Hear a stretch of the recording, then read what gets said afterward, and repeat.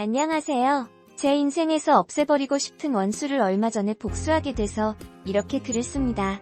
저는 이혼 경력이 있는 30대 후반 여자입니다. 직업은 메이크업 아티스트입니다. 20대에 저는 결혼을 했어요. 그럭저럭 잘 살고 있다가 남편이 바람이 났습니다. 8살 어린 여자랑 바람이 났었네요.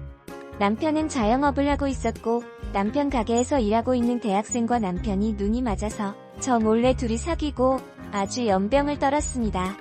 반복되는 남편의 외박과 직감적으로 남편에게 여자가 생겼다는 것을 저는 느꼈고 며칠간 남편의 뒤를 밟았을 때 알게 되었지요. 남편 내비게이션에서 발견된 모텔 기록들 그리고 남편과 만나고 있었던 여자가 남편 가게 알바생이라는 것도 그때 다 알게 되었네요.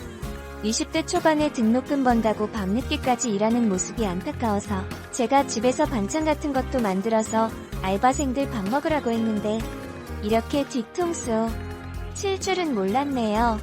남편에게 바람피는 거 알고 있다고 귀하는 짓이냐고 남편은 제발 한 번만 용서해달라고 저 없으면 못 산다고 죽어버리겠다고 거의 3개월을 시금전폐하며 용서를 빌더라고요. 바보 같은 저는 한 번만 용서하고 살기로 했으나 용서도 잠시 남편이 여자가 나오는 업소를 들락날락했다는 사실을 알게 되고 저는 이혼 소송을 했습니다. 당연히 상간녀에 대한 소송도 했고요. 소송에서 모두 승소해서 위자료도 받고 그렇게 일이 마무리되는 듯 했습니다. 저는 원래 샵에 소속돼서 신부화장이나 연예인들 화장 같은 걸 전담으로 하는 사람이었는데 소송으로 인해서 망가진 정신상태와 멘탈 때문에 샵에서 나오고 몇 년을 프리로 일하다가 작은 가게에서 다시 1인 메이크업 샵을 시작했네요. 소송 과정은 험난했습니다. 상간녀 부모가 찾아와서 소송 취하하라고 온 가족을 다 하고 상간녀는 젊은이의 기인지런지 저를 죽이겠다고 협박하고 누가 잘못된 건지 모를 정도로 적반하장이 장난 아니었습니다. 진짜 죽이고 싶은 마음을 꾹꾹 누르고 그렇게 몇 년이란 세월이 흐르고 어느 정도 상처가 잊혀지는 듯 했습니다. 그러다 제가 전에 알고 있던 원장이 잠깐 샵에 나와서 일해줄 수 있냐고 해서 주말에 잠깐 도와주러 청담동 샵에 갔습니다. 2월달이었는데 그날 날이 굉장히 좋은 날이라 결혼하시는 신랑 신부님들이 정말 많더라고요. 일손이 부족할 정도로 많았습니다.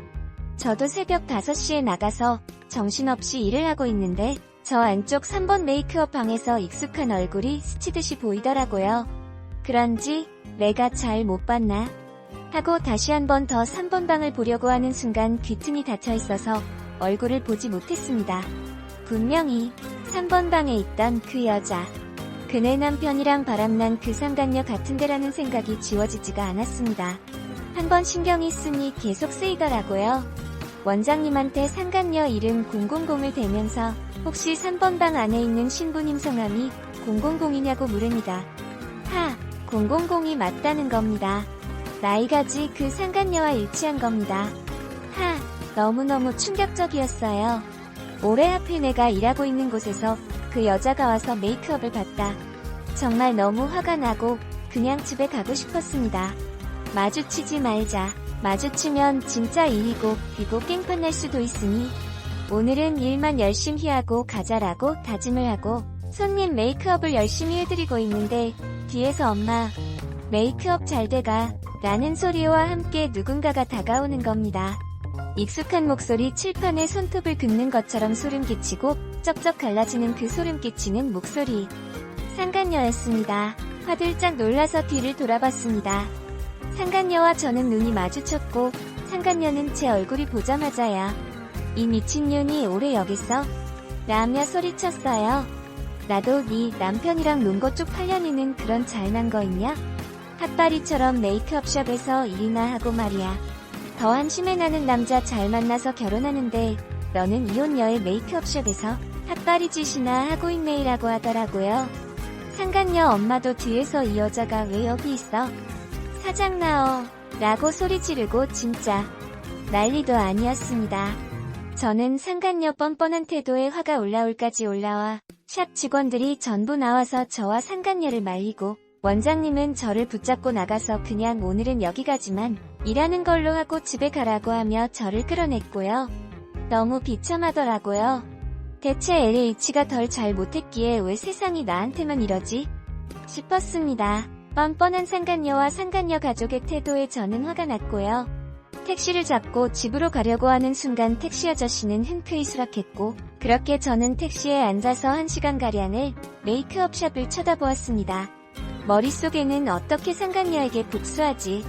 라는 생각뿐이었습니다. 얼마나 시간이 흘렀을까요? 상간녀와 그년 부모님들이 나오더라고요. 상간녀는 잔뜩 화가 난 채로 웨딩드레스를 입고 차를 타고 식장으로 가더라고요. 저는 택시 아저씨에게 저 차를 따라가 달라고 했습니다. 나가 달라고 했습니다. 상간녀가 홀 안에 들어가고 30분 뒤 저도 홀에 들어갔습니다. 새벽 5시에 출근하느라 노메이크업을 가리기 위해 쓰고 왔던 모자를 푹 눌러 쓰고 고개를 숙이고 상간녀가 있는 식장 쪽으로 들어갔지요. 하객들을 맞이하고 있는 남자가 한 명 있더라고요. 배는 무슨 막달 임산부처럼 남산만하게 튀어나와 있고 입술은 발랑 뒤집어 가져 있어서 웃을마다 뻐드렁니가 보이는 역겨운 얼굴이더라고요. 나이는 30 후반으로 보이고 상간녀, 남편인 듯 캐스바이다. 돈 많은 남자이니 상간녀가 붙잡았구나 싶더라고요. 여튼 시작 5분 전 웨딩홀에서 하객들은 식장으로 다 들어가달라고 말이 나왔습니다. 저도 몰래 끼어서 식장으로 들어갔고요. 그리고 5분이 흐른 뒤 노래소리와 함께 상간녀가 방긋방긋 웃으며 걸어 나오더라고요. 하객들은 환호 지르고 난리가 났고요. 참, 진짜 무서운 여자구나 싶었습니다. 상간녀가 식장 안으로 들어오고 걸어 나가는 무대 쪽으로 올라오려는 순간 저는 재빠르게 그 무대 위로 올라가 상간녀를 보고 말했습니다. 제가 그 가운데 걷는 쪽으로 올라오니 분위기가 싸해지고 금방 웅성웅성 되더라고요. 저는 소리치며 말했죠. 내가 그냥 지나갈 줄 알았냐? 하객 여러분들 2년 내 남편이랑 바람나서 가정 파탄낸 여자예요. 나한테 소송 걸리고 법적으로 이 여자 상간녀인 거 인정했다고요? 돈도 골라서 지보다 최소 동갑 넘는 뚱땡이 아저씨랑 결혼하는 주제에 귀가 좋다고 벙긋벙긋 쳐웃고 지랄이냐? 너는 죄짓고 어떻게 이렇게 뻔뻔하게 사니? 더 나한테 잘 못 걸렸어. 내가 덮고 그냥 지나가려고 했는데 오늘 네가 샵에서 보인 그 뻔뻔한 태도 때문에 안 되겠다. 라고 소리치며 상간녀 눈에 있는 속눈썹을 손으로 팍 버리고 얼굴을 손으로 막 공들여 메이크업한 모습을 망가뜨리기 위해 입술이랑 눈 번지라고 막 비볐지요. 제가 상간녀 얼굴에 손을 대자 사람들은 웅성대고 사진 찍고 관계자들은 나와서 저를 제지하고 난리도 아니었습니다. 저는 눈에 보는 것도 없고 그냥 상간녀 결혼식만 망치자 라고 생각하며 고삐 풀린 망아지처럼 막 나갔고요. 결국 웨딩업체 측에서 내려온 경호원과 신랑 쪽 식구들의 제지로 저는 거의 질질 끌려 나왔습니다. 웨딩업체 쪽에서 경찰을 부르고 저는 1층에 가서 경찰이 올 때까지 앉아있고 결국 경찰서 가서 조서 썼네요. 그래도 상간녀 결혼식 망친다는 제 목적은 달성해서 기분이 좋았습니다. 법원에서 벌금을 내리던 집행유예를 때리던 그건 크게 신경 쓸 문제가 아니었으니까요.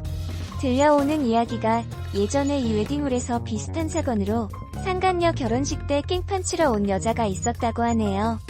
제가 2번째라고 합니다. 저랑 비슷한 사람이 또 있었다니 놀랍기도 하면서 참 씁쓸했네요. 참고 살다가는 가슴에 병이 날 것 같았기 때문이었어요. 저는 제가 한 일에 후회 없습니다. 당당하기에 글도 이렇게 쓰는 것이고요.